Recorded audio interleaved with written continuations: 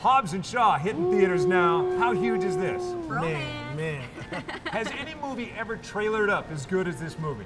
This is like Schwarzenegger and Stallone on steroids. Back in the day. Back in the day, this is everything that you want. And this movie is so anticipated because it takes it back to Rock's home island where he gets his family involved to fight the battle also. Nice. Isn't there something so organic about that? It doesn't seem forced or perfunctory. It just seems so natural.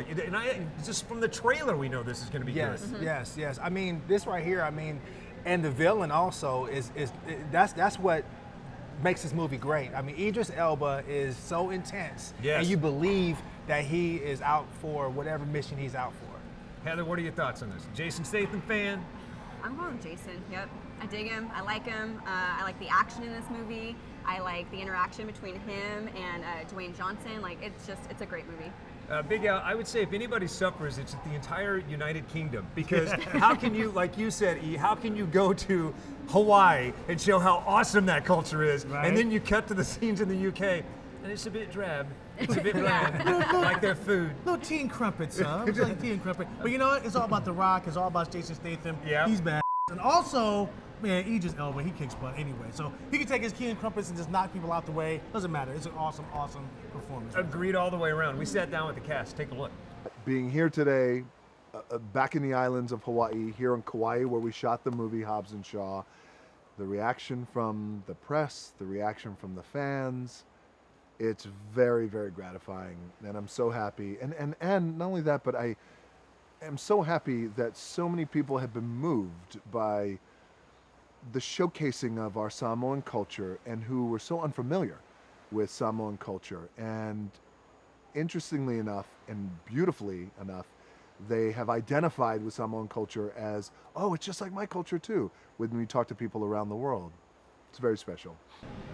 Those guys are awesome together. I'll tell you why I think this movie works. It's kind of the anti-chemistry of it all. Yeah, it's like a buddy road trip movie gone bad. Like way back in the day. I hate to date myself, but I will. When I was a little kid, it was Richard Pryor and Gene Wilder. Wow. When you put the two of them together, you know it was going to be awesome. Yeah, you know what? Mel Gibson, take it back to the old school. Mel Gibson, Danny Glover. Yeah. Lethal Weapon. Yeah. Right there. That's my favorite. Perfect. Right No, I'm thinking like Ice Cube and the Kevin Hart. Same kind of thing. Okay. Jackie Chan and Chris Tucker. Yeah. Rush Hour 1, 2, and 3. For all of the reasons these pairings work, that's why this works, because you really think these guys hate each other, but they're working for a common cause. Yes. Don't you have history with Dwayne Johnson? Like, you guys have like matching tattoos or something. Funny story.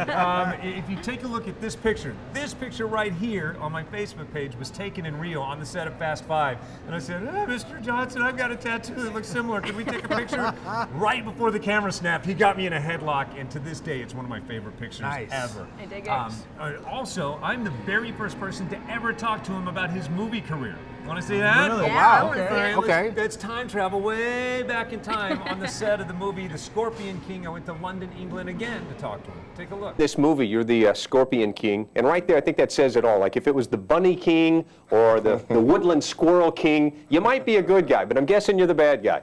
The bad guy. The Scorpion King is the bad guy, but you know he has a lot of good traits about him, a lot of social redeeming qualities about him. You know, Could you elaborate on that a little bit? he had one more chance, and he laid the smackdown on that other army, and of course his soul was sucked away, and of course that it's very admirable. He just wanted that one more fight, and he was willing to give up his soul for it.